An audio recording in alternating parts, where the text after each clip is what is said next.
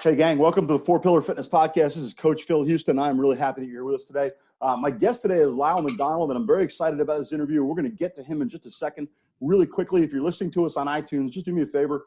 If you like what you hear today, drop us a 5-star rating, leave a comment, let people know there's some value here because we're trying to present value to folks who need it in the profession and out of the profession. So we're trying to help people on both sides of the coin get a little better and have a little better life. And that being said, I am psyched. I want to formally thank Sumi Singh for introducing Lyle and I through the wonders of the internet. Wonders. It's amazing, right? We wonder how we live without it. Lyle, I'm going to turn things over to him in just a second. I've been stalking his website a little bit. He's a fascinating individual. I really believe he's going to deliver some amazing stuff for us today. Lyle, tell my listeners who you are and why they should stay away from you. Basically, yeah. So I find people on the internet either know a lot or too much about me or have never heard of me. It's kind of one extreme or the other. So short version of a long story, I grew up in the 70s and 80s, suburban neighborhood, playing video games. I mean, I did sports because that's what we did in the 70s, but I can't say it was really my thing. Got to high school, we had mandatory athletics. I got into cycling, swimming, martial arts, triathlon, and it's that trite thing about, your passion picks you. All of a sudden, this is what I wanted to do. And I saw, my body was changing. I've been a chubby little kid. And that's what I wanted to do. Got into gymnastics in high school through cheerleading of all things. And then that led me to UCLA to study physiology. Originally, I wanted to be a coach. Then I injured my knees, wanted to be a physical therapist. And then I got into the then new sport, 92, of rollerblading and skate racing. And that really just as soon as I put skates on the first time, I didn't want to do anything else. And I was in Los Angeles, which is a big concrete place. Okay. I don't know what that was. But what happened is I was a decent athlete who wanted to be better. So I got very interested in the science of performance, nutrition, and training. Since I'd always been kind of a chubby little kid, fat loss was a perennial thing for me. Let's face it, this. We're all trying to fix ourselves. Some of us just turned into a career.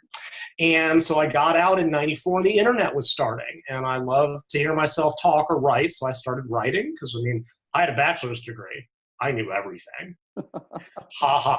But people seemed to like what I had to say, right? Come to the late 90s, people knew that they had to have a website, but nobody knew why, right? And younger listeners are not going to understand a word of what this means. To them, the internet has been there from day one, but you and I suspect you're old enough to remember when it changed. When this was, people thought it was a fad when it first came out, and now it defines the universe. Right. Anyway, people want to start paying me for articles, so okay. And that led to me publishing my first book, The Ketogenic Diet, which was this 325-page tome on low-carb diets that nearly broke me. And I've just kind of been around, right? I've other than some dark times, which I know you want to talk about, this is just my passion, my obsession. Even now that I'm kind of retired from sport, it still is. I've done this 20 years professionally since I was 15 or 16. It's been kind of all I really care about. And I'm still just, by trying to make a model of all of this and find solutions to problems. I've written books, my Rapid Fat Loss Handbook, which is a low-calorie, low-carb diet to try to, 2004, I wrote a guide to flexible dieting, right? I was one of the first one to really formalize, look, you don't have to be perfect on your diet, and it'll actually work better if you don't. And everyone told me, you're nuts. You can't get lean that way.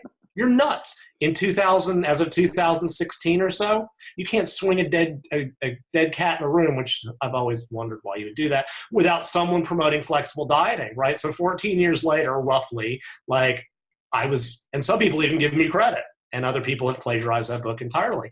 I wrote, this tome on protein, dietary protein. I tend to jump around between general nutrition, fat loss, athletic applications. About once every 10 years, I apparently feel the need to write a super complicated reference book that makes me want to die. That was the women's book most recently. And I've got 14, 16 books I've written about injury healing nutrition when my leg was broken. Wanted to fix myself. Figured I might write an ebook for it. And that's kind of where I am now.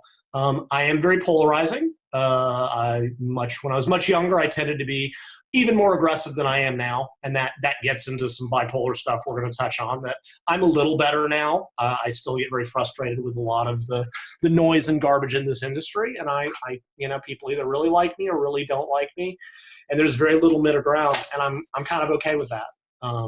I've never really been in this field to be liked, and my goal is to see what the science says and see what the research says, and present the truth as I see it. So that's me.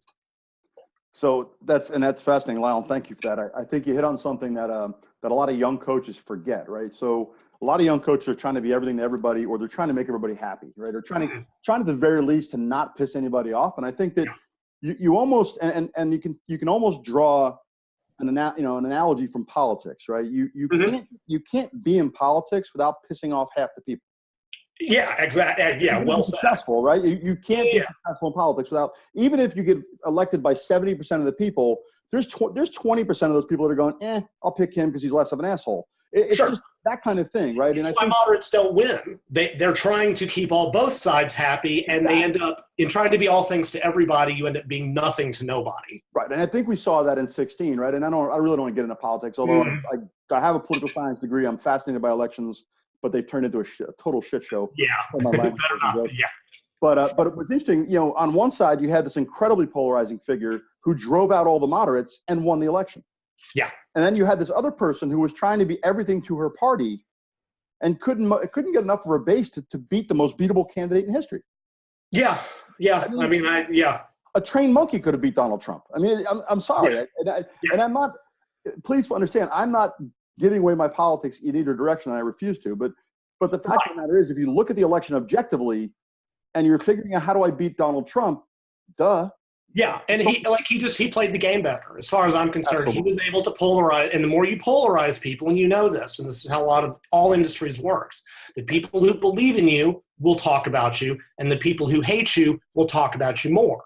Right, exactly. And the way you're winning, because whether it's Fox News does it, Howard Stern did it first, right? They found the people that liked him listed an average of 2 hours a day, and the people that hated him tuned in for 4, so they could get angry. And Trump played it better. MSNBC reports that about 40% of their viewers are MSNBC haters. Imagine that. 4 out of 10 of your viewers hate you. Yet they watch every day. And people sit and watch Fox News or whatever they dislike. I don't want to pick out, because again, I'm not giving my politics either, just so they can be mad and yell at the TV or yell at what, and they end up, they're the ones that share that stuff. People in this industry, Food Babes, Snake Dial, all these people, they write stuff that their fans love it, but the people who hate them will just be like, I have to write articles that take these people down. And there was a famous article about Food Babe, and it quintupled the hits to her website because controversy drives interest. And that's how a lot of it. So yes.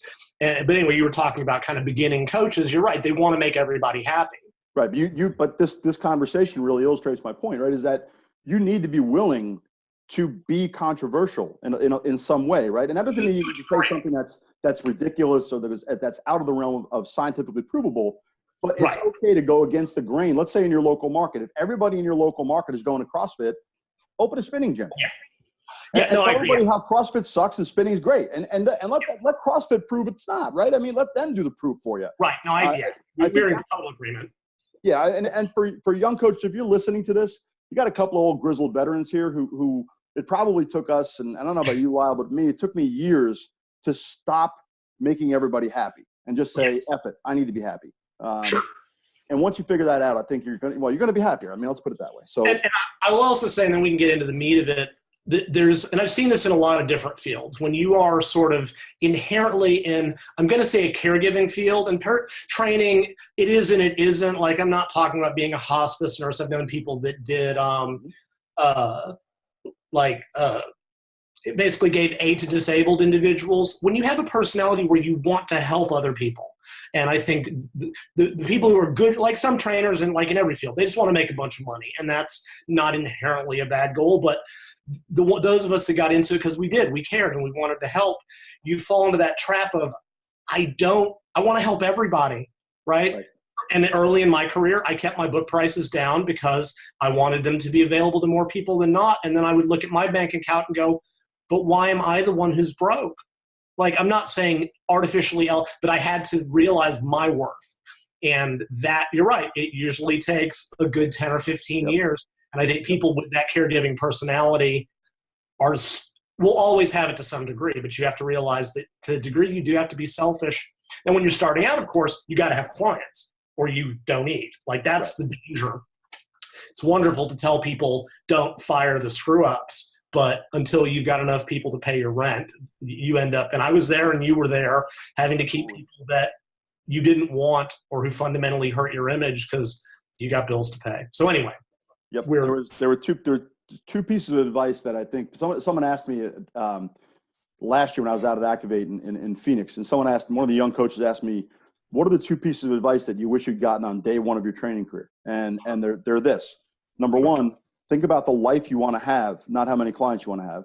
Yeah. Okay? And number two, discount your first client and not one after that. Yeah. Right? I mean, get that first client because you need to have one, okay? But then don't discount after that because clearly you have some value because someone wants to train with you. So those are the two things that I think, universally speaking, would be of value. Let's dig into what you do, man, because I want to magnify you and what you do. You mentioned a phrase that I absolutely love, and you're right. It's everywhere today in the fitness-oriented media on the internet. Flexible dieting. Right. Now, my listeners, hey gang, listen, I'm talking to the guy who literally wrote the book on flexible dieting before anybody else did. I just want to get that out there. I'm not saying no one else wrote one, but Lyle's the guy. So tell me what you mean by it and tell my listeners how it can help them. Well, so there's been a little bit of misunderstanding, and I'll be honest, I think I contributed to that. I've looked back at that book, and it was, for where I was in my career, it's rough by my standards now, but whatever, we evolve, and I'm always a little bit unhappy with my projects. That's why I keep trying to be better. So in a literature sense, in a scientific sense, right, they kind of define rigid eating attitudes or dieting attitudes and flexible. And rigid attitudes are what tend to be off-promoted, especially in the fitness, and they're good and bad foods. Eating is black and white. You're either morally pure, and it goes back to some weirdness, like you look at the nutritional hygiene movement of the early 20th century, which if you ever want a really good movie, watch The Road to Wellville with Matthew Broderick that addresses this. And it's basically like moral, clean food, clean soul, dirty food, junk food, whatever you want to put. And people fall into that trap. And what happens? They're on their diet. They have the small treat, depending on how extreme it is. I've seen people lose their mind because they had a tablespoon of milk in their coffee because milk is unclean for some reason. Oh, diet shot. I'm weak. I'm dirty. I should just binge for the rest of the day. In flexible dieting is the opposite. Flexible eating attitudes is the general idea that this is a continuum. It is not binary, right? A food is not either healthy or unhealthy. Yes, fine. We can look at it from caloric density, nutrient density. I'm not saying all foods are equal or the same. It's more that cookie you had today doesn't matter in the big picture, right? Because I've seen people go, oh, flexible dieting is bad because if you eat a cookie, your health is gone. Hey, look, health is not binary. You cannot tell me that eating a single, and what's funny is a lot of the most rigid dieters plan a weekly cheat day where they deliberately eat themselves sick. And I'm like, you know what? You're eating more junk food on that one day than any of the flexible eating proponents are eating in a week. But you have to be ascetic during the week. And then you get to do that and make yourself feel guilty. So anyway, so that's kind of rigid and flexible eating attitudes. And the idea that those small deviations don't really hurt in the long run. And study after study shows that rigid eating leads people down the road to eating disorders, orthorexia at the extreme. Flexible eating attitudes is associated with better long-term success. People with higher levels of flexible eating attitude also typically binge less and weigh less. Right? Rigid eating for most people backfires. Now, if you're looking at physique athletes, if you're looking at someone going to the extreme of low body fat, we're dealing with a different population here. Now, there are still people getting contest lean more easily with flexible eating. They're very controlled about it. But that is not the majority of the population. we're talking about the 95% of dieters telling them, oh, you have to be perfect or you are failure, sets them up for failure, right? So those are the general attitudes. Now, in that book, I formalized 3 different approaches, right? Because to tell someone who's rigid mentality, be more flexible, is like telling a dog to cat, right? They are wired, whether internally or behaviorally or belief system, that, and if you just go, be more flexible, that's not helpful. So I was of the opinion that you needed to ease them into that with what I called structured flexible. It's semi-controlled flexible eating until you kind of get the idea that this works better or works okay. And it also doesn't work for everyone, which is another problem I have with the current dogma. So the first one was a free meal, and this was just once a week, just go have a normal meal. Right? Don't go to the buffet and blow yourself out for 2 hours.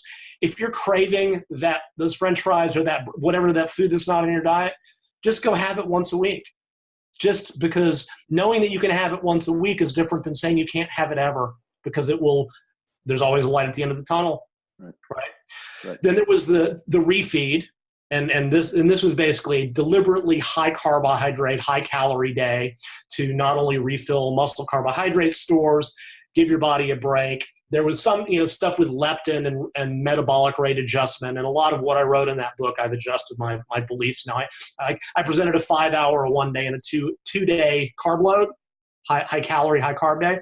5 hours doesn't really do much. 1 day is debatable, but I recently saw a paper. I always like to be vindicated, and it said perhaps taking 3 days off during a diet every so often would help to avoid the metabolic adaptations. Where have I heard that before?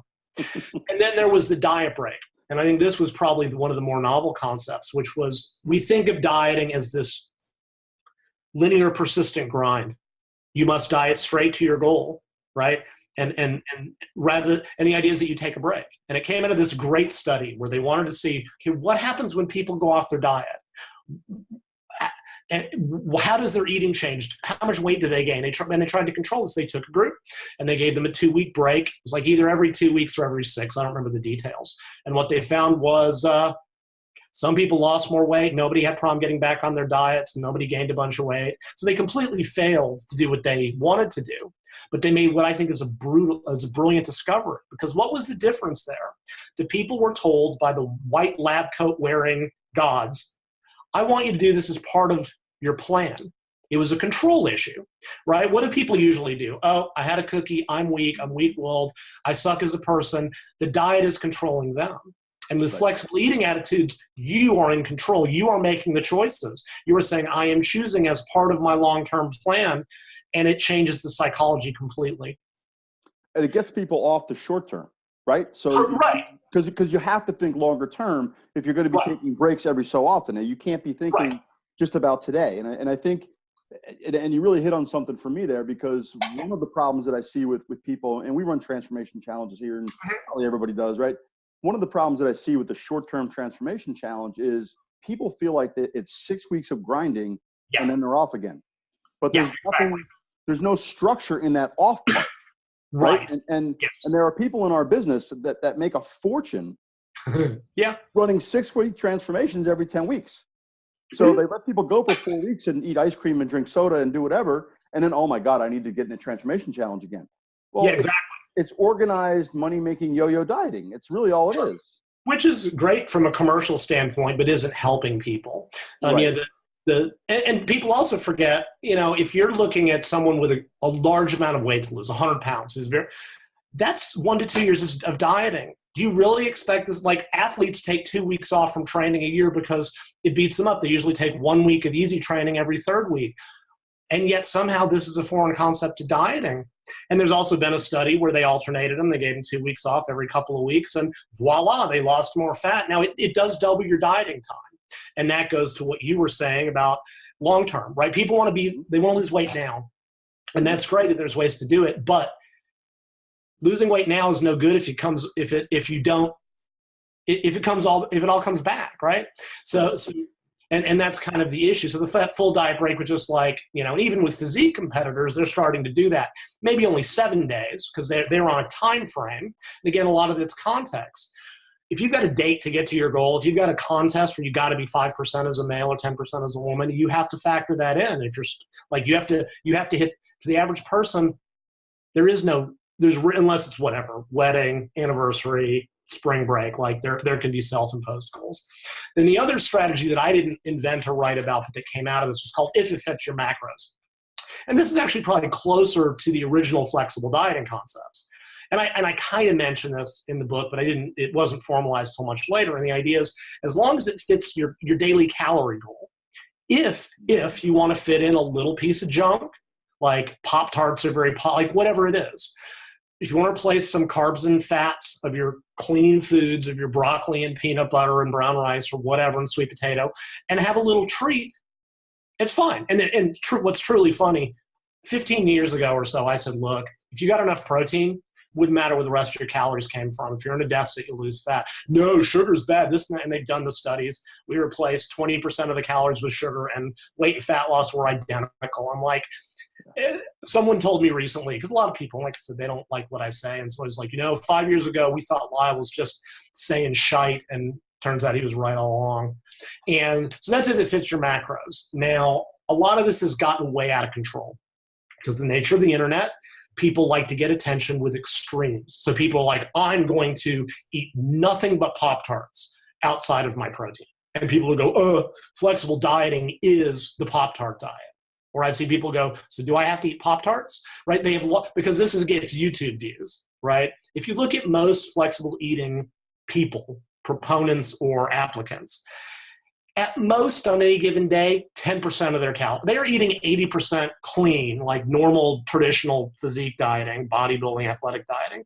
But it's more that if you want that treat to fix a craving so that you don't crack bigger on the weekend, it's okay. And they're not even doing it every day, which is why the critics, by the rigid eaters like blah, blah, blah, who have their binge day, they're eating 10 times as much because maybe you don't want the Pop-Tart all week. You don't have it, or the treat.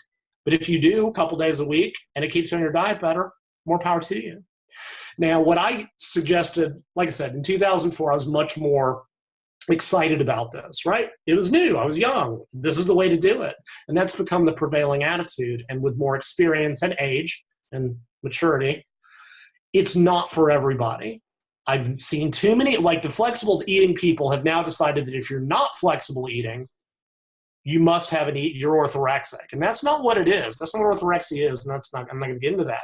For some people, having that treat kicks them off their diet. There's a psychological switch that goes on with it. Free meals are probably the most disposable. They do the least. And for some people, if they have that free meal at night, they lose control, can't get back on the diet in the morning. Okay, get rid of it. Try it 3 times, a couple different ways. If it doesn't work for you, it's not a good strategy for you. Refeeds, I think, are probably more appropriate for, at least structured refeeds, athletic individuals. You need that to refill muscle glycogen. Now, interestingly, in the literature, there's this intermittent caloric restriction. You diet super hard a few days a week and just eat normally. And I think that's better than saying, I need you to force feed carbs. Just eat a normal day's diet. And the studies show that people eat a little below maintenance to a little above. But because they've got those super low calorie days, they still, one study that's getting a lot of press, they dieted either 2 days real hard or moderately every day. Now, fat loss was identical. People are concluding, oh, see, it doesn't have any advantage. I don't know. I think only having to diet 2 days a week rather than 7 is a huge advantage. I would agree. Yeah, I'd rather suffer, because you can suffer hard for a couple days. Hunger doesn't even hit till day 3 or 4. Only having to diet hard for a couple of days and then getting to eat normally for a week, I'd say that's a tremendous advantage.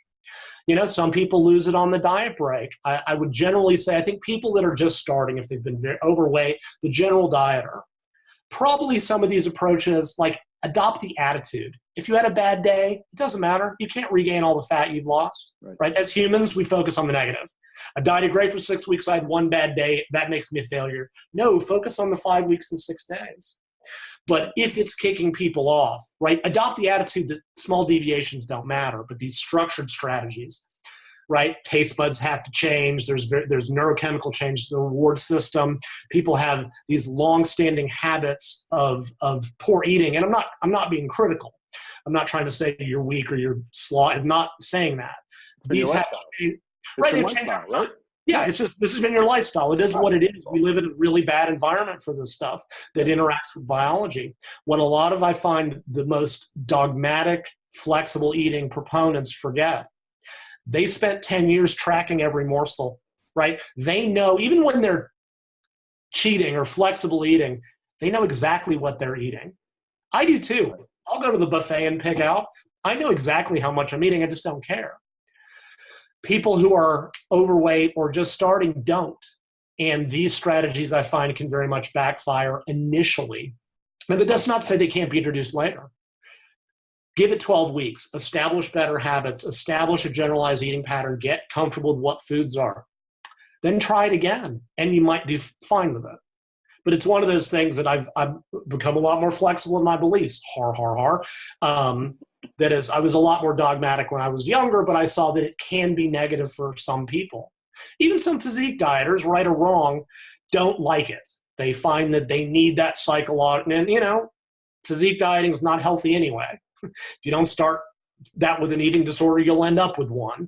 That's the consequence for playing.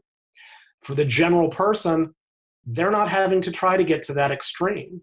They need to find the strategies that work for them long term. And that's a whole separate thing. Dieting is a learning process. There is no one diet that works. Clearly, people have had success on all of them. It's a matter of finding out what set of strategies, whether it's intermittent fasting, alternate day fasting, the rigid, the structured flexible eating, low carb, moderate carb, high carb, what works for you. And you'll try something and it'll fail. You're not a failure. The strategy's not right for you. Figure out why it failed. Try it again. And if it still fails, throw it. It's not good for you. And that's all that matters in the long term. So. And so much of what, and Lyle, I can't thank you enough for that, because so much of what you just said is information and ideas that people need to hear who are struggling. And that's both, fitness enthusiasts and coaches, both. So a lot of coaches struggle around the area of diet, and they don't address it because they're afraid of it, right? And they're afraid they'll pick the wrong diet. And I think one of the things I can draw from what you just said that is so important is, don't pick one diet, pick 20. Yeah. Try them till you find the right one for your client, and then help them stay on it, help them live with it, right? And it's so important for us to understand that we as human beings are, first of all, we're omnivores, right? We're relatively unique in the animal kingdom in that regard. And I'm sure you read Michael Pollan's book, The Omnivore's Dilemma, which fascinated me. Just a fascinating, and people, if you're listening to this, I will be posting links on my website when I post the podcast episode there in a couple days, or next week probably, to both Lyle's book, the women's book, and several of his other books. And we're talking about Michael Pollan's book, The Omnivore's Dilemma. I'll post that one as well, so people don't say, where do I get it? This place called Amazon that sells all this stuff. Really amazing. Can you send me the link for that? That sounds interesting to me. An online bookstore? I think I'd like that. I'd be interested in that. What a crazy idea. Right. But the whole concept of us sticking to a single diet is just as illogical as us only eating vegetables or only eating meats. It doesn't make sense. So we as coaches often get caught up in the finding the right diet plan, right? Or worse yet, we get hooked up with a nutrition company, and I'm using air fingers quotes here, boys and girls, you see me, that give us a plan that works for everyone. Yes. Right. And usually those are built around meal plans. And again, we can debate that all day, every day. I don't write meal plans. Well, my excuse is that legally I can't. I don't think they're helpful. But mainly I'm just lazy and I'm not any good at them. I'll be totally honest about that. But people like meal plans. They like being told, that's why all diet books have hundreds of pages of them. And that's fine as a starting point. But fundamentally, it's like the prepackaged food diet approach. It doesn't ultimately teach you what to eat, right? I don't know what foods people like, enjoy, can afford, and this is a reality. Meat is expensive. I get that. What they have access to. I'm very U.S.-centric because America, and I forget that a lot of things we have that I take for granted don't exist in other parts of the world. And for me to write a generic meal plan now I can write a generalized, on any given fat loss diet, I want to see sufficient protein, fruits and vegetables, essential fatty acids, and everything else is negotiable. For some people, if they're very active, high carb may be better. If they're not, or insulin resistant, or a woman with polycystic ovary syndrome, moderate or lower carb may be better. For some people, and another thing I think people forget, the diet, I saw this in a paper one time and I've never seen it followed up.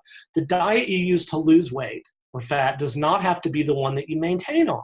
And I think this is really super, right? If you've got someone they're a carbophile, carb addict, whatever you want to call it, a ketogenic diet may be completely appropriate, right? Even Atkins made that point. You have to treat an unbalanced physiology with an equally unbalanced diet initially, right? But as people get leaner and their insulin sensitivity improves, they become more active, they might find that they can increase their carbs to some degree.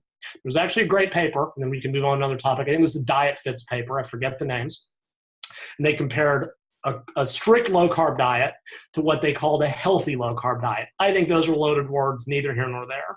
But the healthy low-carb diet, they both started super low-carb, and the second group got to gradually increase their carbs to what they felt was a tolerable level. And they ended up at about 140, 150 grams per day. They were much happier because they could include some of the foods they missed, but they didn't go back to 400 grams of, donuts and or whatever of junk food.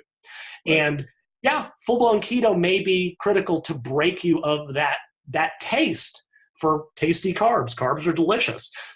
But once you have adapted, you might, depending on the person, like I said, you don't have to stick with that forever. And it can be adjusted over time till you find a livable long-term maintenance program that fits your lifestyle, your activity levels, all of that sort of stuff. Even my Rapid Fat Loss Handbook. It's an extreme diet to start. It's meant to generate the fastest fat loss in the shortest time. But I described in detail how to move back to maintenance or even to move to a moderate deficit, because this is not what's important. This is what's important. And even flexible dieting is more about, these are long-term strategies to help you stick with your diet in the long term, because no one can live forever being a monk. Well, monks can, but you know what I mean by being deprived in an environment where our social structures revolve around food. Our environment revolves around food. If you haven't read it, a book I would highly recommend. It's by an evolutionary biologist named Wrangham, and it's what is it called? It's about how the invention of fire and cooking helped with our human evolution. I forget that it's Wranghan. You'll find it, and among other things, it helped us derive more nutrients from food, so we didn't have to spend 8 hours foraging. But he talks about how many cultural aspects of our society revolve around food. And I think the most fascinating story, and there's, we see this, right? Men take the I bought you dinner thing to a really dark place. But if you're a guy and you're on a third date and a girl goes, I want to cook you dinner, you're in. She's not even aware of it. Her subconscious desire to cook you, you're in. She likes you. Mm-hmm. And there is a culture he describes where women who are not married wear a fork in their hair. And if a woman cooks dinner for an unmarried man, they are now married. It's a fascinating book. That's how powerful the role of food is in our environment. We are surrounded by it when you go to parties, social events. And there's even data that the more people at an event, the more food we tend to eat. And I think that's because historically, evolutionarily, when did people get in big groups? After food, there was a food cache. There was plenty of food to be had. This is part of our evolutionary biology for food. It's one of the most enjoyable things in our life, along with sex. And without getting into that, look at what happens when you tell people sex is bad. Takes them to really bad. You were telling them that one of their primal urges, one of the greatest things most fun things you can do, is a sin or is bad for them. And it puts them at conflict. And we do the same thing with food and dieting. You can never eat this again because it's bad. What do you think's going to happen? Nothing good. Nothing good at all. Thank you for that, Lyle. Folks, I'm talking with Lyle McDonald, and we're going to continue this conversation. I want to get into some questions about women and dieting and a discussion of his own journey around bipolar. And we're going to do that in just a minute after a quick word from our sponsor. And welcome back to the podcast. I'm here with Lyle McDonald, as I mentioned earlier. This has been a blast, Lyle, man. I'm learning some stuff today and being reminded of some things. And I had no idea you were the original founder of the flexible diet plan, but I'm glad that the world knows that now. And I kid, because you know what? It happens in I often tell people that I was using CrossFit style workouts with a lot of my athletes without the stupid levels of volume, and Sure. they've mostly corrected by now. But, I was using, speed, agility, endurance, conditioning, all that stuff in my workouts with my high level athletes because it made sense to me 15, 20 years ago, long before Greg Glassman figured it out over a cocktail. And good for him. Listen, good for him. Cash those checks, baby. All right, good for him. But so I understand it can be frustrating when you do something and 10, 12 years later, everybody says, "Oh, it was my idea." And okay, plagiarism is a form of flattery, but it's an annoying one. It is. It's frustrating, but and I'm glad. Like, there's the three words I love to hear the most from people is, "Hey, Lyle, you were right." I get frustrated. I had someone literally plagiarize the book, claim to have pioneered the concept. She probably made more money off the idea than I ever did, but that's okay. Whatever. It actually that, and this will lead us in. That's what got me to write the women's book indirectly. So, good on her for making me so angry, because what happened, that happened. I was like, you know what? I'm so pissed. Like in a Rocky movie, spite will get you motivated for a little while till you burn out. Yep, a little bit. I decided I was going to go rewrite the original book. And then I started adding sections. And then I thought, I should just expand this. Because I've never really written a general fat loss book. It's on my website, but I've written some specific diets or a general fat loss book. And I cranked this thing out because I was also probably a little hypomanic at the time. And I got to the end of it and I go, oh man, there's a topic I've been avoiding for years, and that's women. Because I know it's going to be a nightmare. I mean, in terms of complication, ladies, please, female listeners, do not mishear this. Women's physiology is just unbearably complicated, and I've been avoiding it for a decade. Yeah. Started working on that. Everyone was like, women, when we need this information. So I just spun that book project out. And so, like I said, this person plagiarizing me led ultimately to the writing of this book. So that's a good lead-in. Which is going to be the women's book is going to be one of the books on my list to read, because when I saw what it was about and saw the stuff you'd written on your website about those topics, I was like, this guy actually has some insights that I think I am not familiar with, and I want to kind of get familiar with them. There are things I just, like PCOS is one of those things. I know what it is. I just don't understand it necessarily in a way it affects, metabolic biology, but it's something I need to know because I do deal with women. So, based on your experiences working with, I know you work with women and writing the book and during your research, what are some of the, common fallacies that around women and, weight loss, fat loss, and physique change? Okay.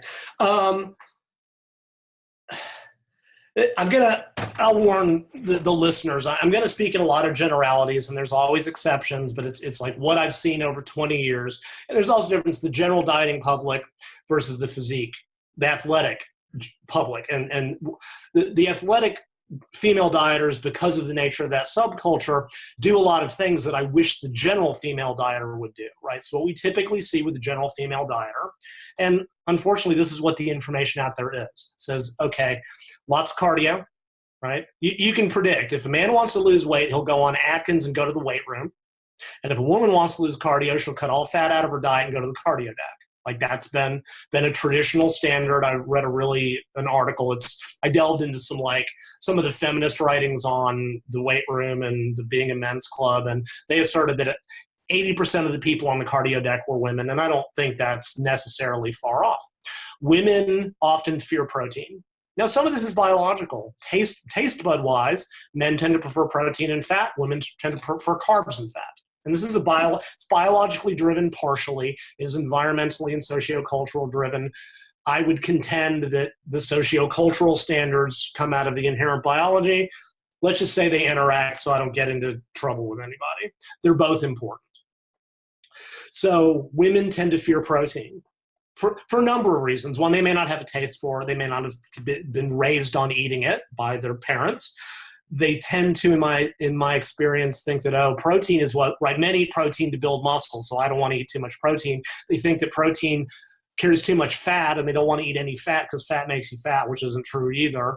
And so you end up with these super imbalanced diets that are about 80% carbs, 10% protein, 10% fat, endless cardio. If they lift weights, And again, this is historically the case. There's a huge shift in the last 10 years, and I'll talk about that because it's a good shift, right? It is the internet, for all the awfulness it has brought to the world, has done some good things. And getting women into the weight room hard is one of them, but I'll make sure I don't forget about that. So you get these women, and because of the underlying biology, right, women's bodies do burn a little more fat during exercise, but because they're smaller, because they don't burn as many calories total, it's insignificant. Like an hour of cardio for a woman burns like 12 grams of fat, which is 1/0 of a pound. Nothing. Yeah, nothing. But because they're eating so many carbs, their bodies shift back to carb burning the rest of the day. Men, it tends to be the reverse. Men burn more carbs during their workout, but burn more fat the rest of the day. So, which, if your goal is fat loss, and it's because they burn more carbs during workout by depleting muscle glycogen, that tends to enhance fat burning, right? So you get those women that do the cardio grind and low fat, too many carbs, just nothing happens.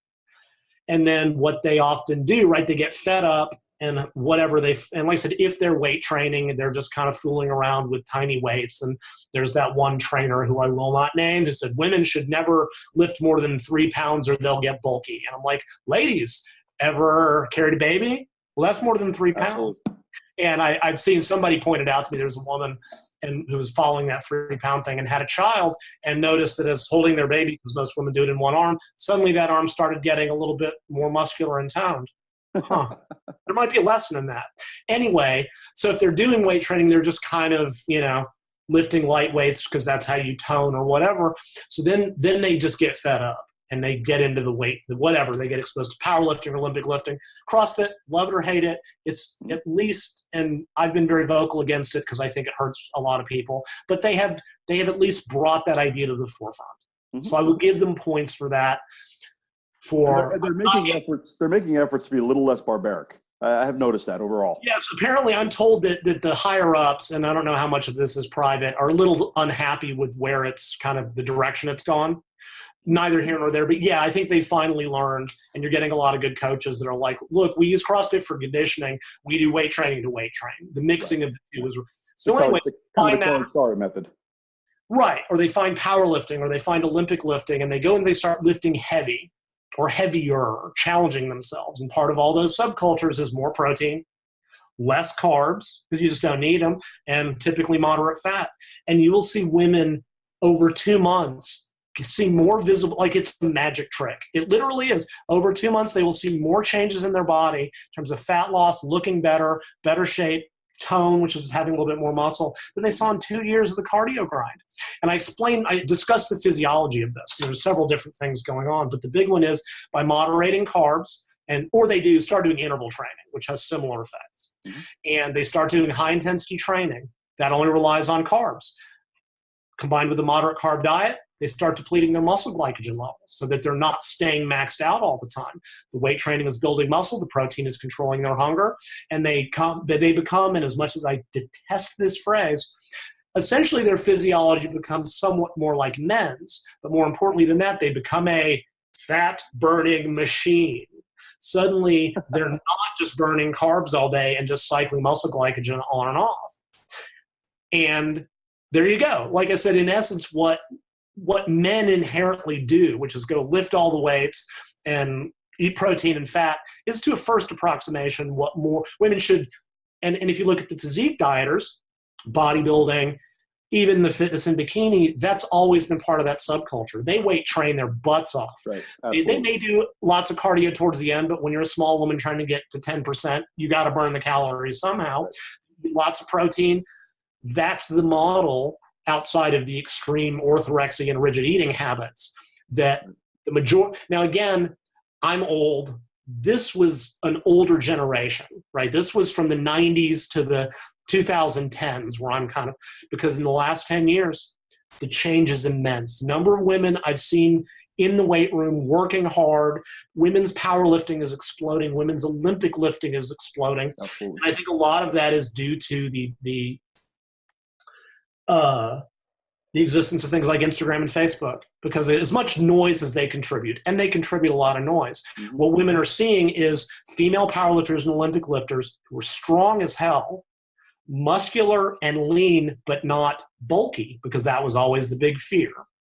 Right. And women see that and go, not only is being strong badass, but I can do it. And I'm going to use a term that's going potentially, I hope people understand what I mean by that, while still retaining their femininity. And I'm using that in a traditional sense, not a pejorative sense. Imagine all the qualifications I had to make in the women's book. Oh my God, to cover myself in the current era.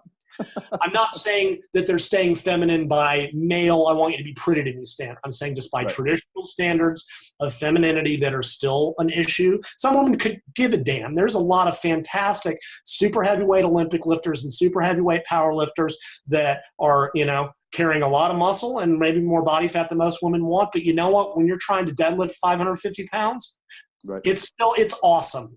And so I've seen this big change in the last decade because, millennials, am I right? But it is.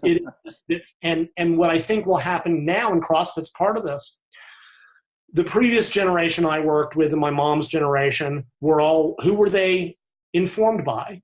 Their parents. My mom came through the 50s when dieting meant eating lettuce with cottage cheese. Right. That's why you did it. If you exercise at all. Now we have a generation of women who've come up Olympic lifting and powerlifting. What do you think their daughters are going to get either shown by demonstration or, I hate to say pushed into, but what are they going to get exposed to? Because once this ball is rolling, it can't be stopped.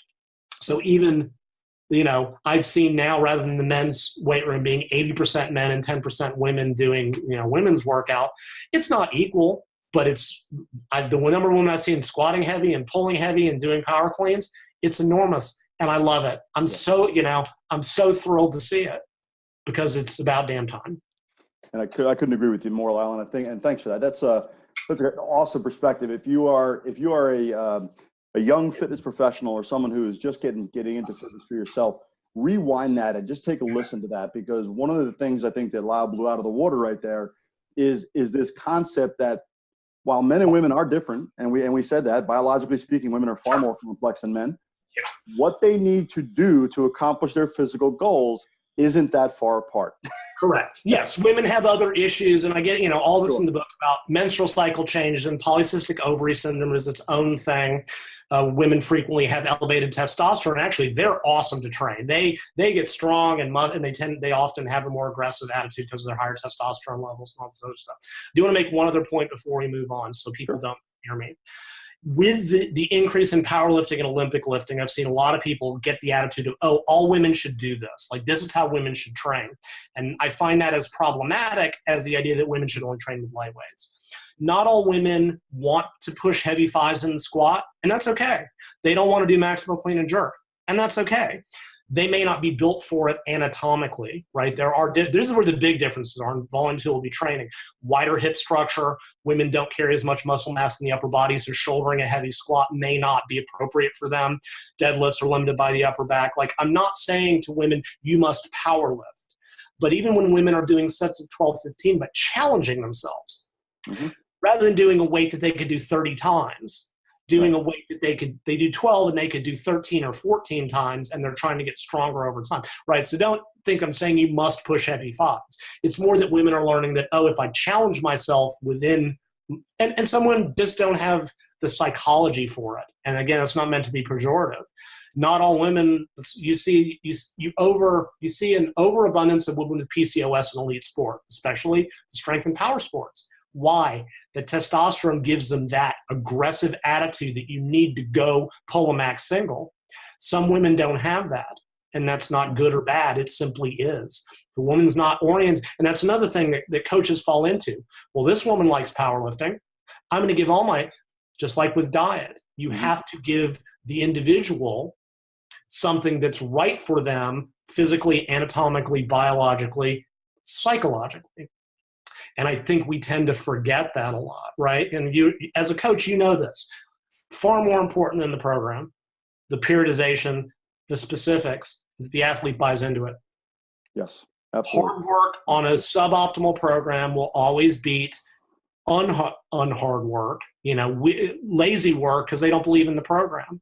And there are many paths to a goal. If a woman's challenging herself for sets of 15 or 10s, that's fine.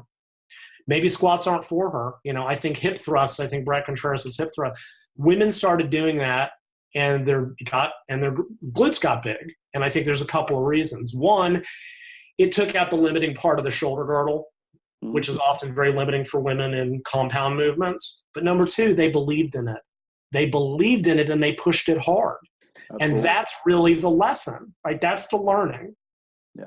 I think a lot more women will push the volume intensity barriers at higher rep counts than they will lower rep counts, because there's a lot going on there, right? Psychologically, the lower rep count is the realm of sweaty Eastern Bloc types. You know what I mean? Yes, very much so. Whereas that 10 to 15 rep set looks a little more familiar to what they have. Agree. What, I hate to use the word typical, but what has been stereotypical over the course of 30 or 40 years. So I see your point. I get it. Women are also fit, and this will be volume 2, women show different fatigue profiles than men, especially in slightly submaximal weights, right? Give a man a set of 15 in the squat, and he will have to lay down for 10 minutes. Give a woman a set of 15 in the squat, and she is ready to go again in 45 seconds. Women recover faster under certain conditions. They just don't generate as much lactate. They don't hurt as much. They love leg training. So, and that works too. 3 hard sets of 15 on 45 seconds where that last set is close to failure. Perfect. And finally, it doesn't have to be one or the other, right? Coaches, what you often find with women is, okay, they finally get the message. All right, I need to push a little bit harder on my 12 to 15s. They start getting stronger. I've seen a lot of women come around. I had a client years ago. This was hilarious. And I was training her, and she got very strong. And I got a nasty letter from her husband because they were play fighting. And she kicked him across the room.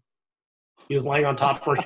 And I got a message from that said, if you make her any stronger, I'm going to stop writing the checks.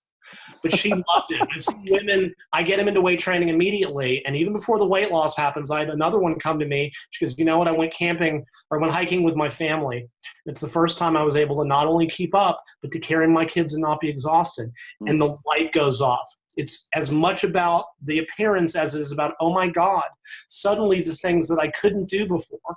And whatever, again, this isn't meant to be pejorative. It's just that, oh my God, I can take out the giant recycle bin that I literally couldn't lift. Whatever it is heavy in the house, suddenly that's empowering, to use a popular word. And many women, once they start to get that, go, you know what? I want to go a little bit further. Maybe I want to get even stronger. And then over time, maybe that does lead them to trying competitive powerlifting meet. I'm not saying it's wrong if it doesn't, but I'm saying it doesn't have to start. And again, like dieting, what you start with isn't what you have to end with. Agreed. Absolutely. Or vice versa. So, really incredible insight there, Lyle. Thank you. I appreciate that. So if you don't mind, I'd like to shift a little bit and talk a little bit about your experience with bipolar situations. Bipolar, I don't want to call it a disease. Syndrome, I guess, is the right term for it. It is. I mean, I think it is. So in full disclosure, I revealed to Lyle earlier that I had about a 2.5 or 3 year period of my life where I refer to it as a black depression. And I will talk more about that with my listeners and on my website as time goes on. But I had a very challenging time getting through that and moving on. And I didn't have the resources that I needed, and I wish I had. You, Lyle, have done just a tremendous job. And it's just looking at your website alone. You clearly, are in touch with the organizations that can help. Yeah. And I can't imagine the difference in our journeys, but I know that you've had some very challenging times. Would you just share with my listeners kind of how things happened for you, how you realized you had this going on, and then what your journey was like with it? So, it's one of those things. I can look back when I was younger, and it's very easy to sort of self-select. My father suffered from bipolar, and that was actually a big part of why my parents he wouldn't get treated, because the attitude of the 50s, 60s generation was, it's a weakness. You need to suck it up, pull yourself up by your bootstraps, and get over it. Medication was for the weak, and he never got treated, and it led him down a bad path. I can look back at college, and every spring I would kind of get more energized, and every winter I would get more depressed.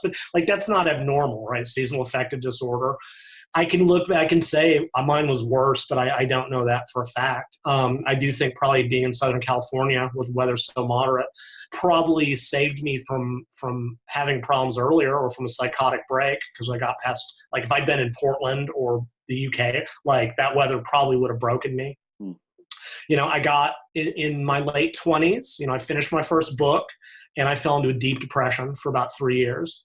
And even that, people who finish their PhD get what's called post-project depression. When something has defined your entire life for 2 years and then it's done, it's just like, what do I do with my life? But I got so deep into it, and it was pure depression at that point. I got so deep into it, it becomes normal. You forget what it's like to be happy. You forget what it's like to feel anything. And I still carried my dad's attitudes at that point. I don't need treatment. I'm fine. I wasn't functional. And then for some reason I came out of it. I had a manic episode, absolutely hypomanic. And I wanted, for people that aren't aware, there's two kinds of bipolar. I have bipolar 2, bipolar light, right? I alternate between depression, which can get pretty severe, what's called hypomania. Hypomania is like you're super creative. You don't need a lot of sleep. You're super energized, but it usually doesn't run you off the rails. Like full-blown mania can be hallucinations, voices in your head. People will destroy their lives and then fall into a suicidal depression, right? So in that sense, I was lucky, I guess. I'll just put it that way. I had the lighter version of it. But I came out of that. And I remember very specifically, I was staring at a lake going, this is the most beautiful thing I've ever seen. And a friend of mine was like, what is wrong with you? You don't talk like this. And then I felt it going away. And I call it my flowers for Algernon time period, which you'll get that reference, and younger listeners have no clue what the hell I'm talking about. Google it, younger listeners, go Google it. Google it, guys. It's a really good book. But every day I could feel myself sinking back into the pit. And until I'd been out of it, I couldn't realize how far I'd forgotten what it was like. It's like when you're in a bad relationship, you forget what it's like to be happy because you're just embroiled in it. And that was when I first got treatment. And I went and I was depressed and I got put on antidepressants because at that point, and this is the insidious part of bipolar, when you're manic, you're not sick. You're great, right? Everything is great with the world. Everything will go right. That book you wrote will sell 10,000 copies. Why would I want to get treatment for that? Mania, anyone with bipolar will tell you being hypomanic is awesome. So you don't get treatment for that by and large. It's the depression that sucks. And I don't know how dark yours was, and you don't compare. It's not my mental illness is worse than yours. That's ridiculous, right? Your experience is always your experience, as I had someone very wise tell me. Absolutely. I was never suicidal. I was what I call passively suicidal. I was in my late 20s watching TV going, these guys are young and pretty now, but they're just going to die. And so am I, and I don't care. And it's not a really fun way to go through life. I wouldn't wish it on anybody. So I got medicated, got put on antidepressants, and I was fine for a while. And then what did I do? Oh, I'm fixed. And that's the other insidious part. I didn't want to be on meds. They had side effects, sexual and otherwise. It sucks. So I'm sure I came off of them. Fast forward, I'm sure I was cycling to some degree. And another insidious thing about bipolar is with every cycle from high to low, it leaves traces in the brain. And it tends to get worse. And this has been shown. I've talked about this a little bit on my website. So get to my 30s, I decide to go to Salt Lake City, of all places, to pursue ice speed skating. I'd been an inline skater for years. I wanted to do it. I had nothing keeping me in Austin. What the hell? A series called No Regrets on my website where I talk about why I did it and what happened. And even during that, I remember, spring at this point, I would get outright hostile, right? This wasn't me being energized. This was me, really, really coming at my coach and my teammates, and I'd get a little depressed in the winter, but the weather there is not that bad. So it was still, and I've always been an asshole online, and that will come to where this all kind of came to a head. Some of that's just, whatever, just an Part of your charm? Unappropriated part of my charm, right. But it would get worse. I would really lash out. When you're bipolar, man, anybody does the tiniest thing to you, you cut them out of your life. And it can be as little as, oh, you deleted my comment on your Facebook post when I was being completely out of line. You're the one in the wrong. You're blocked. Oh, that's what it's like. You will cut your closest friends out of your life in a heartbeat. It's really, really ugly. So for 5 years, I pursued this solitary goal, and the therapist I spoke to later, and I agree with him, thinks that kept the demons at bay, right? Because it gave me a focus. It gave me a structure. When you work at home, you don't have one. It's really easy to run into those. That gets done. I come back to Austin, fall to another, and I'm starting to cycle, right? I go through manic episodes where I'm doing some really unhealthy environments, and I'll get depressed. And then I got into some really messy stuff, and I got depressed, and I'd been medicated again. And I had the problem with bipolar is antidepressants can kick you into mania. Right. I read that too. So I would get kicked, and I got kicked out, and I had about a year of doing some really insane stuff. And, I'll just say I shot some fetish video, not porn, it was a crazy 6 months, and I crashed again, and I went to my practitioner, and I said, this is what happened. And I went through all this, and he goes, did you have fun? I go, oh yeah. He goes, cool. Let's make it not happen again. I go, okay. That seemed like a good approach. Fast forward a couple years later, and this happens. Sometimes it happens progressively. Other people, it happens out of the blue. I went completely off the rails, right? And when people go completely off the rails, you hear these stories. When my mom was going to some of the meetings I'll talk about, there was a woman who had a tenured position at university, had a complete manic break out of nowhere. She lost her job, she lost her house, she lost her family, she was living in her car. Wow. That's what can happen, because people who are manic, you will hear stories, they bought 3 BMWs because they know they're going to win the lottery. The delusional level at which you think the universe is going to treat you right, it's tough. And the long and the short of it was, me, exercise physiology guy, nutrition guy, I bought a nightclub because that seemed like a brilliant idea at the time.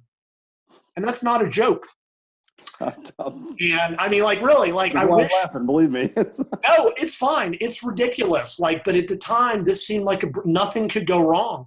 They were in financial trouble. I had the money. I took on bad debt. And 6 weeks later, we were done. And I nearly destroyed my health. I worked a 90-hour week one time. And that's what happens. I was not sleeping. I was out of control. And I lost the entirety of my life savings. I hit rock bottom. And I knew that I needed help. And while this was going on, a member of my family told my mother, because people forget, as much as it hurts you, it's hurting the other people in your life.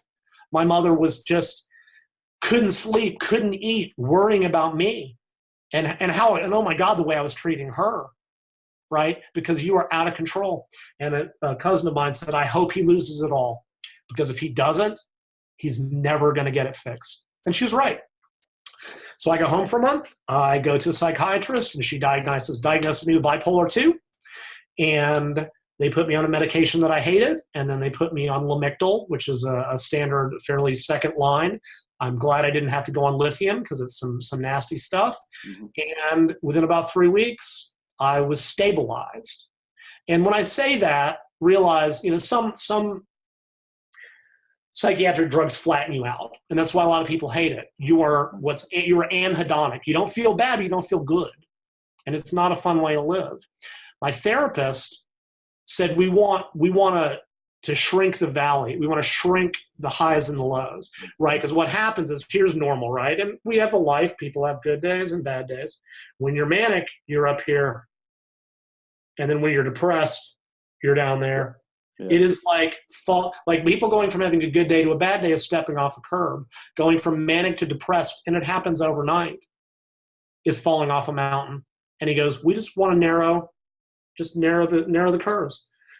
Right? He's like, you will still have good days, and I'll still have elements of mania where I'm very productive, usually in the spring, and I'll still have elements of depression when anything done. But that's the normal human experience.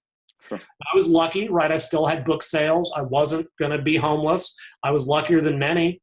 My medication took with only one medicine. I'm also on something called Deplin, which is a high-dose methylfolate supplement. They actually did a genetic test, and Middle Easterners commonly, I lack the gene. It's the MTHFR gene, which is hilarious because it looks like a really nasty curse word. But I don't convert B12 into methylfolate in my brain, so they used, that was shown genetically to be part of it. And I was fine. And I've been mostly stable. I went back home to Austin and ended up, that's when the whole flexible dieting and the women's book thing came. And again, I still have good days, and I got out of those unhealthy environments completely because, like an alcoholic, I can't touch them. If I go to those clubs, I get sucked back in. So it was a bright line boundary for me. I just don't go, period.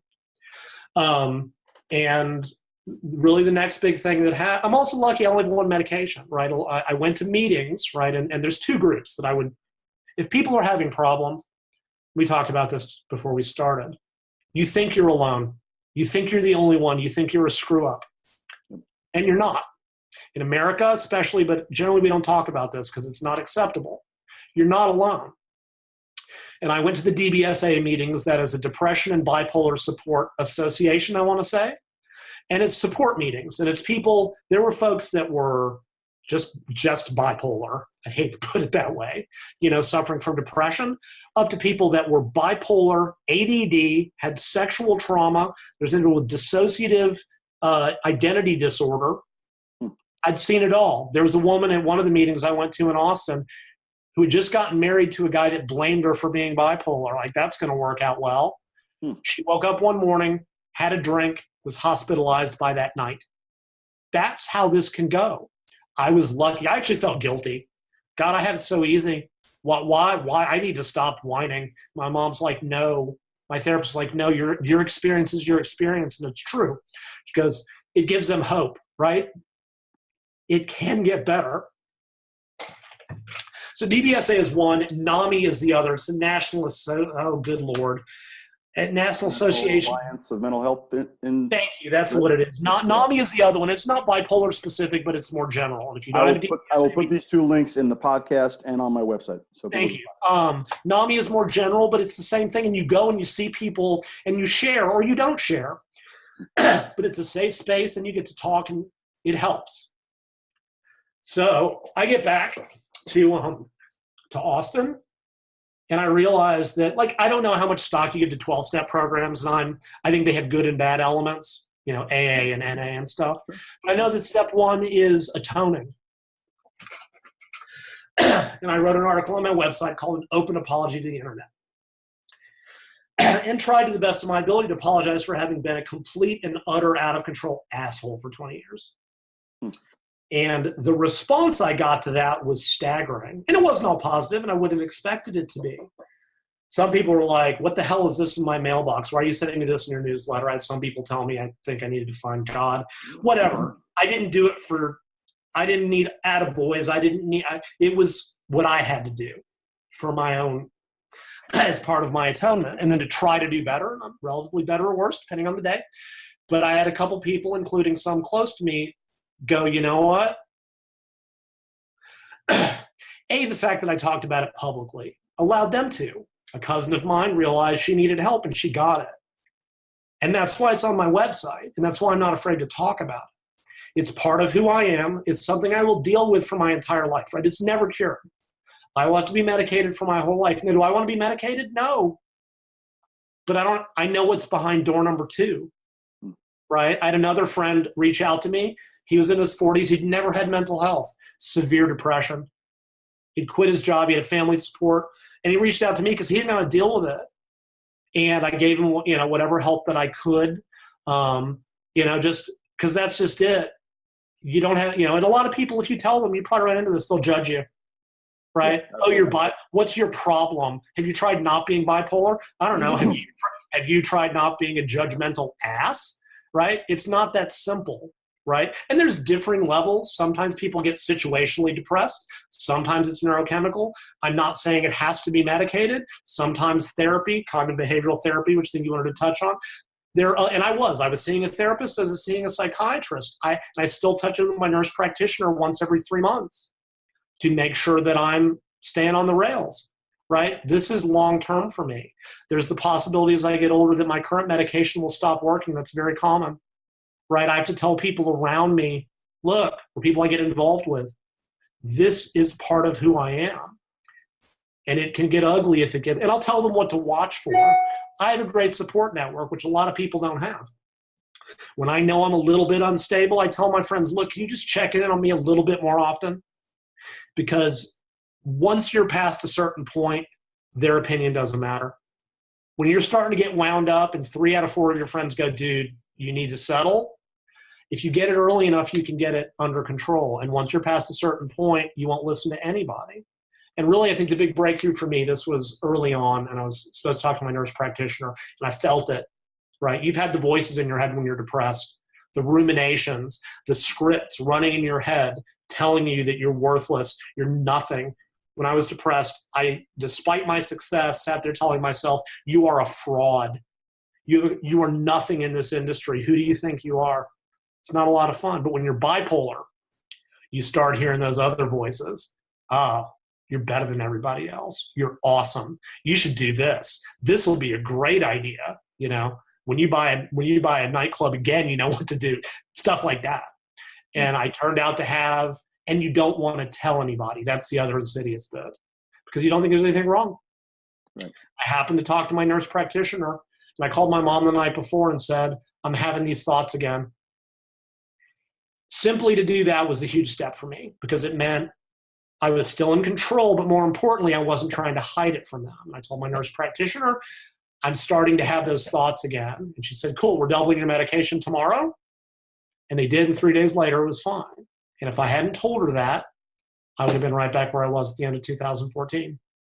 So that's kind of, and like I said, this is a lifelong thing. I've looked in some of the neurochemistry, what the treatments are, and what's interesting, and then we'll move on.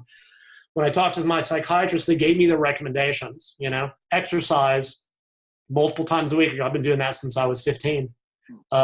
Fish oils. Yep. Vitamin D. About 10 years. Basically, every recommendation they give me, I was already doing. And they go, you know, they were of the opinion that's why it took me so long to crack. How about that? So you're doing just enough preventive to prevent the big crash. Sure. And I think, you know, when the speed skating thing ended, right, that was my last big hurrah. And I spent a couple years still competing. And then in 2012, I retired. And when that happened, right, like I said early on, I got into this field to fix myself. And when I stopped being an athlete, a competitive athlete, there was a little bit of, okay, now what? What am I going to do? I don't want to do this anymore. I'm exhausted. I'm burnt out. And more importantly, it doesn't apply to me anymore. And that's selfish as hell, but that's why I did it. And I'm like, I'm 42. I don't know how to do anything else, right? I don't want to have to reinvent myself. And I know people do it, and that's great. I didn't want to do, but I didn't know what. So for 2 years, I just existed. I didn't know what. And I'm lucky enough, I guess, my books sell well enough that I got to do that, and that's not healthy, right? I didn't, without structure, you just do nothing all day. You know, that's the best thing I did during that time, a therapist, and I don't talk to people. I stay at home and dick around on the internet.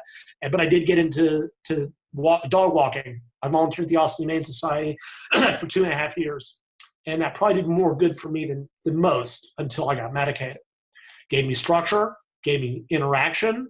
And I mean, I have two adopted dogs now from there. That was fantastic for me. And it wasn't easy when you're moving through mud, when you're moving through concrete, just to function. But it helped. So that's kind of where I am now. And, you know, and then even then, when I got back into my field, I realized, look, you got to rebuild your savings, and started writing again. It was different this time. For 25 years or 20 years, it was my obsession. And now it's just my career. I mean, don't get me wrong. I love it. I love putting together this model of the human body. But I don't have the same pressure. Now it's my job. And I'm sure you went through this too. It's a way healthier attitude, right? I don't write for a couple of weeks. I don't feel guilty, right? This is my job. I have to make a living. If my books are selling, I tend to be a little bit lazy. But I don't I don't feel bad about myself for not doing it for a little while. So that's a very long version of, you know, and it will continue. This is a lifelong thing for me. I have a funny feeling, Lyle, that you and I will be doing another podcast episode at some point in the future, because there's so much more that you've written about and done that I really want to explore. But this was something I thought was very important. The name of the podcast, the 4-Pillar Fitness, comes from the physical, spiritual, emotional, mental side of fitness. But I think, 3/4 of that equation gets ignored by 90% of the trainers. Now, we could do some weird math, but you understand what I'm saying. And it's things like this that we don't recognize in our clients sometimes, that they have something going on that's not physical. And there's no diet, there's no workout program, there's no amount of deep breathing technique that's going to fix that. Okay. Yes. And I hate to use the word fix. That's going to help that. They need some other support from somewhere else. Okay. That has really expert views on this thing that we don't understand. And you experienced that firsthand. I experienced it firsthand. And I encourage young coaches to develop a network of support people, even if that person is nothing more than a social worker who understands, mental illness. Okay. Who, if you have a client who's struggling with something, they're really depressed or they're really angry all the time or anxious all the time, this person can have a conversation with them and kind of maybe suggest to them if they should get some help from somebody a little more expert in the field. Yeah. And I would add to that, and this is, I think, always been one of the problems in the fitness field. Sport, and again, we forget, we've got different populations, right? Athletes tend to be very driven, and I'm not saying athletes don't go through this as well. Trust me, athletes are not above all of this. And not at all. Some of the greatest performers said that the final, it's Chris Hoy, the greatest track cyclist in the world, he didn't really bring it together until they brought in a sports psychologist to teach him to, as he called it, tame the monkey brain that would tell him, that would get him emotional rather than doing what he needed to do, right? However, typically personal trainers and coaches, we come from a background of, well, I wanted to accomplish this goal, so I just did it. Right. We've always been fit. We enjoy exercise. We don't think about it in the terms of, I don't have time. I make time. I do this. And then the general personal training clientele is not that. Right. And just as someone who's never weighed more than 165, you cannot understand someone who's 350 pounds. You cannot give them walking lunges because you can do them. You cannot give them the same but they don't. You can't. How can you? How can you have perspective on that when you've never been there? So your client comes in, and back to women, right? Some women during the 4th week of their menstrual cycle crash hard, and it's biological. Some women can't get out of bed. Some women have to be put on antidepressants. They have suicidal ideation. Men are always the same. We're always a bunch of macho buttholes when we come in. Sure. Absolutely. Right? Women, my therapist once said, he goes, yeah, when a woman comes in, I don't know who I'm treating until 5 minutes in, because it'd be and some women don't experience that at all. But a female client comes in and goes, I'm depressed. I don't have it. I don't feel good. Their strength may be down. A trainer who's not attentive to that will go, well, this is the workout. This is what you did last week. Right. When they can't do it, the client feels like you may have to adjust the training to that week or to that day. And it's funny, and along those lines, I've often told young coaches that you're not in the physique business, you're not in the fitness business, you're not in the exercise business, you're not in the nutrition business. You're in the business of helping people be happy. Now, they don't need to be happy all the time. That's a fallacy. Okay. Oh yes. Okay, but if they come into you in exactly one of these situations where I'm depressed, I don't have any energy, get them some wins. Right? You've got to get them some wins. They can't leave without wins, because you're just going to make it worse if you do that. Oh yes, no, absolutely. You got to see. That's what I mean by that. It's not, we can't make them happy long term, but if they're in front of you and you make them more miserable than they were when they came in, number one, they're not going to be your client very long, so you're going to be poor. And number two, you're an ass. It's really simple. Yeah. No, yes. No. Yes. And you do. People will go, but I've had clients that want me to beat on them. Well, that's fine. And whether or not that's right or not, psychology differs. But if you've got you have an overweight individual who comes in, who has had bad exercise experience before, who doesn't want to be there, who thinks they have to be miserable to see progress, and their first workout, they walk out of there going, wow, I did it. Right? We can get into the whole, self-efficacy models and building expertise. And it's like, over a series of weeks of nothing but positives, you have changed they never got sore. They never felt exhausted. They never felt like a failure, right? I get criticized a lot. Beginners, whether overweight or not, right? I'm going to give you an exercise you can do. I'm not going to try to teach you a squat and make you feel stupid because you can't do it now. I'll teach it to you later. but I want you to have nothing but success from day 1 and day 6 for the first 5 to 6 weeks. And I'll push you gradually harder, and you'll be working at intensity you never thought you could do, and you'll never have noticed, rather than I'm going to give them an hour hard to show them what I got. It's so true. And I heard this, and the first time I heard it, I thought it was kind of one of those, sayings that should go on a napkin. Achievement is a motivator. Yeah. Oh yeah. And it's especially, and I got thinking about it, and I said, and that's all it said, achievement is a motivator. I was like, okay, that's like Havlin, but okay. But I got thinking about it, and it was like, you know what? For someone who's been struggling and failing and has made this monumental decision to put their success in someone else's hands, yeah, getting them an achievement is a huge motivator to get them to come back and get another one. Absolutely. So I mean, like we're talking pop psychology here, but in reality, it's the kind of stuff that most young trainers don't even think about. It's X's and O's, and if the X's and O's don't work, there's something wrong with you. Right. Yeah. Yeah, no, which is, we did it too. I did it when I was younger, and this is just, two old men yelling at clouds after the fact. But that's why the internet and the information is out there to go, look, don't make ARMA steps. Because as much as there's a lot of reasons I think diet and exercise programs fail. However, I think especially in a training, and also diet situation, I do believe that the professionals to a degree are failing. The approach that we take, maybe the one that we liked or we appreciated, I think it's doing a lot of disservice, because you feel like they paid for an hour, man. I got to beat up on them for an hour, and then they wonder why they have no clients. It's like, no, you don't. There's a better, and I'm not saying you can get 100% that way. I'm not saying we can fix human nature, but I think we could be doing a lot better than we are. So, I totally agree. Stop. This has been an awesome interview. So I can't thank you enough for sharing your story and for having me. Your knowledge, man. It was just a lot of fun. As every happy hour episode, Lyle, I do think all the lightning round. This is. Oh yeah. So what I'm going to do, I'll ask you 2 questions, and after I ask you your first question, I'll give you 30 seconds to answer. So it's you got to think quick and move quick. And then we'll do one more, okay? And then we'll wrap the show up, and then we'll let you get on your way with your day. So question number 1, what is the one guilty pleasure that nobody knows you have, or that you indulge in? Oh my God. I'm so open about everything that I don't honestly know if there is one. I play way too much PlayStation. I'll be honest that I spend a little too much time on Pornhub. Just the one guilty pleasure I have that nobody knows about. I don't like, I'm not being coy. I don't honestly think there is one that, even if I said that, my performance art of being a troll online, that's not even a secret. Like I can't think of one, honestly, that I haven't been very open about. I have a real fascination with monkeys, but everybody knows about that one too. I literally can't think of one. Sorry. No, it's okay. Listen, that's, I didn't know about I knew about the PlayStation thing. It's some other stuff I didn't know about. But that's whatever. What am I going to do? Listen, I ain't judging. That's not my place. All right. So question number 2, and I'll give you the choice of questions, or you can answer both of them. It's up to you. Okay. Who is your favorite superhero, or who is your favorite Disney princess, and why?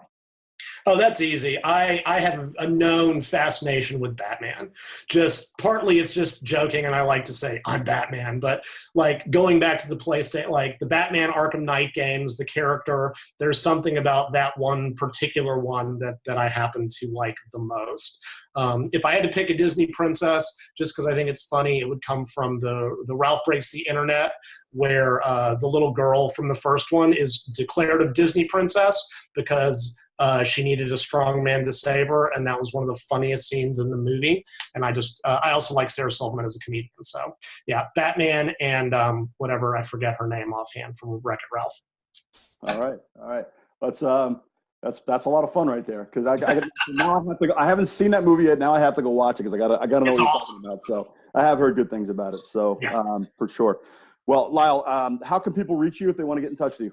So my website, bodyrecomposition.com, is the repository of, I think there's over 500 articles now. That will lead you. I've got a separate store for my books. My Facebook group is super active. It's also called bodyrecomposition.com. That's where I spend most of the time. I've got a forum, but nobody uses forums in the era of Facebook. One thing I always like to point out about my Facebook group is the nature of who I am. I tend to attract people that are experts in their own field. We have 3 top-notch physios, some medical types, an eating disorder expert, guy doing actually research on cancer. Any question that gets asked, right, I try to be a generalist. There's stuff that's outside of my wheelhouse. We've got a couple people who, I guarantee you, our psychologist, Darko Botic, if you know him, is in the group. He's a trainer. He lost like 50% of his body weight, does a podcast about that, right? I think he has a perspective on obesity treatment that those of us that have never been that big don't. And so whenever people ask a question, if I don't have any information on it, either one of the experts in my group will address it, or there's somebody in my group that has experienced it. Or, you want to find an expert on back pain, find someone who's had back pain. You want to find an expert on Crohn's or IBS, find someone with Crohn's or IBS. My group surprises me daily. The kind of stuff, someone asks some insane question that some obscure medical disease, and there's 3 people that are like, yeah, I've had it, and this is what we did for treatment. And I learn from them daily. So my Facebook group is super active, and my website, if you want to go trudge through my previous writings. I've been on your website. There's some fascinating stuff there. And folks, if you're looking for some in-depth information about a variety of subjects in and around physique change, weight loss, fat loss, and those sorts of things, Lyle's website is awesome for that. I will be looking up your Facebook group because I love smart people, especially when they're smart for me. That's a lot more fun. And I want to thank you again for taking so much time with us today. Yeah, thanks for having me. Give us so much to my listeners.